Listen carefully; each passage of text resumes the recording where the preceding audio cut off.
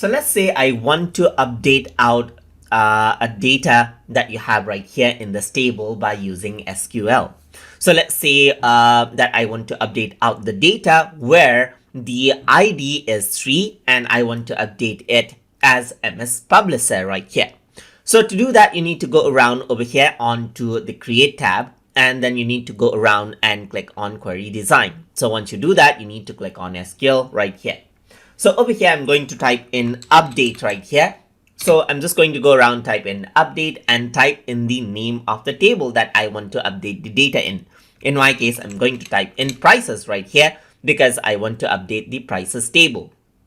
And now I'm going to go around and enter the values that I want to update. So I'm going to say set right here, and I'm going to go around and set the topic over here as MS Publisher. So I'm just going to go around and say set, and I'm going to type in topic right here, and I'm going to press equal right here. Open up the inverted comma and type in MS Publisher right here, just like this.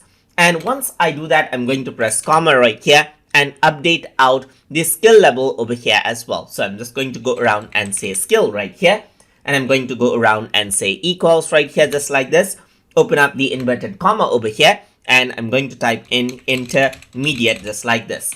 So where I want to update this, I want to update this where the ID is equivalent to 3. So I'm just going to go around and type in where, and I'm going to say ID is equal to 3 right here, just like this, and end this up with a semicolon right here.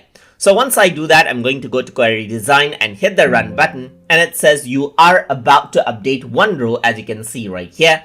So I'm just going to go around and say yes, and now you can see that the change is there, but it has N over here because I accidentally typed in N over here as well. So let me just erase this, go to Query Design and hit Run right here, say yes, and over here you can see that it has replaced out the data in the area where the ID is 3 as MS Publisher topic and intermediate skill, as you can see.